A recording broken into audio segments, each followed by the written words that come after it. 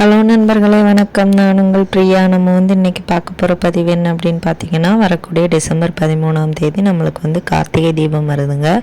இது எல்லாருக்குமே தெரியும். அன்றைக்கி நம்ம வீட்டில் ஏற்றக்கூடிய தீபங்களில் நான் சொல்கிற இந்த ஒரு இலையை மட்டும் வைத்து நீங்கள் ஒரு தீபம் மட்டும் ஏற்றினால் போதும். நீங்கள் நம்ம கட்டாயமாக வீட்டில் 27 தீபங்கள் நம்ம வீட்டில் இருக்கிற எல்லா அறைகளையும் ஏற்றணும் அப்படின்னு சொல்லியிருந்தோம்.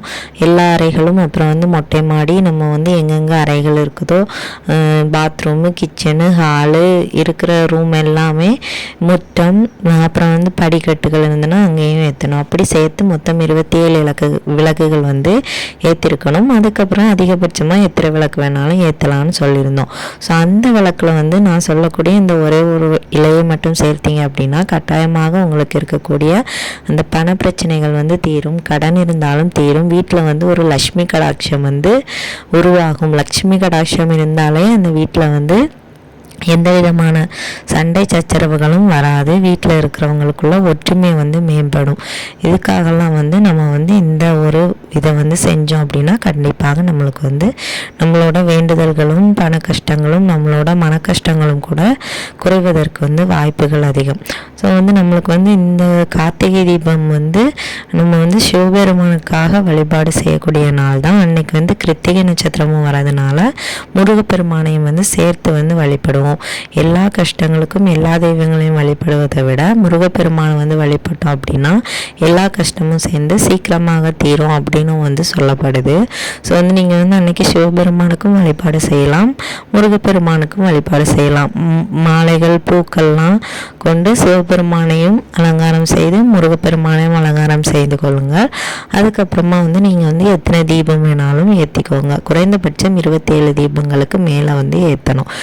27 தீபம் நம்ம ஏற்றலான்னு சொல்லியிருந்தோம். அதில் ஒரு தீபத்தில் நீங்கள் நான் சொல்லக்கூடிய இந்த இலையை வைத்து நீங்கள் தீபம் ஏற்றலாம். அதுக்கு தேவையான பொருள் என்ன அப்படின்னு பார்த்தீங்கன்னா, ஒரே ஒரு அகல் விளக்கு, அப்புறம் 3 துளசி இலை, அப்புறம் ஒரு பஞ்சத்திரி, அப்புறம் நீங்கள் இதை நல்லெண்ணெயிலையும் ஏற்றலாம், இல்லை நெய் தீபமாகவும் போடலாம். அது உங்களோட விருப்பம். இந்த தீபம் நம்ம 27 தீபத்தில் ஒரு தீபமாக ஏற்றினா போதும். இப்போ 27 தீபத்தில் ஒரு தீபம் இந்த துளசி தீபம் ஏற்றினீங்கன்னா மிச்சம் 26 தீபம் இருக்கும். அதை நீங்கள் தாராளமாக ஏற்றிக்கொள்ளலாம்.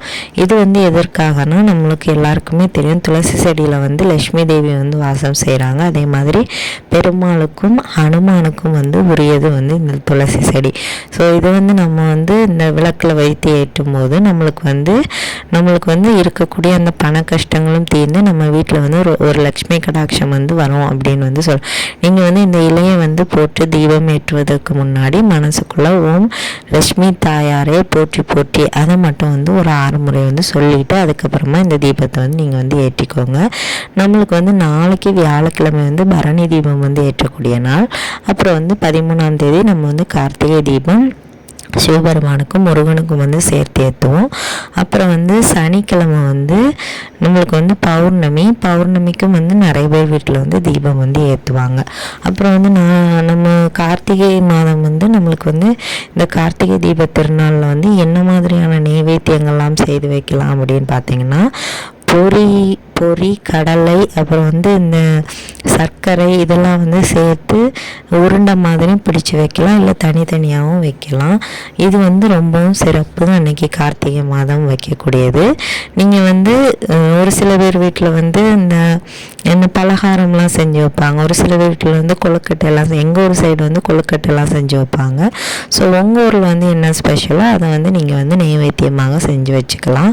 நம்மளுக்கு திருவண்ணாமலையில் தீபம் ஏற்றினதுக்கு அப்புறமா நம்மளுக்கு வீட்டில் தீபம் ஏற்றலாம். 6 மணிக்கு மேலே தீபம் ஏற்றக்கூடிய டைம். நம்ம திருவண்ணாமலை தீபத்தை பார்த்ததுக்கு அப்புறமா நம்ம விளக்கு ஏற்றணும் அப்படின்னா கட்டாயமாக நம்மளுக்கு அந்த திருவண்ணாமலை தீபம் பார்த்த 1 கோடி நன்மைகளும் சேர்ந்து நம்ம வீட்லேயும் எல்லா செல்வங்களும் பெற்று நம்ம வீடும் ஒரு ஒளிமயமான ஒரு இல்லமாக நம்மளுக்கு வந்து இருக்கும். ஸோ அந்த கார்த்திகை தீபம் வந்து எவ்வளோ வெளிச்சத்தை தருதோ அதே மாதிரி இந்த துளசி தீபம் வந்து நம்ம வாழ்க்கையில் இருக்கக்கூடிய அனைத்து விதமான கஷ்டங்களையும் போக்குவதற்கு வந்து நம்மளுக்கு வந்து உதவியாக இருக்கும். ஸோ அதனால் மறந்துடாமல் இந்த ஒரு தீபத்தை வந்து நீங்கள் வந்து ஏற்றிடுங்க. இந்த பதிவு வந்து உங்கள் கண்ணில் பட்டுது அப்படின்னா கட்டாயமாக உங்களுக்கு வந்து இது வந்து உபயோகமாக இருக்கும். இந்த பதிவு வந்து உங்களுக்கு உபயோகமாக இருந்துச்சு அப்படின்னா லைக் பண்ணுங்கள், ஷேர் பண்ணுங்கள், மறக்காமல் நம்ம சேனலை சப்ஸ்கிரைப் பண்ணி வச்சுக்கோங்க. இந்த வீடியோவின் முழு பதிவை பார்த்ததற்கு மிக்க நன்றி.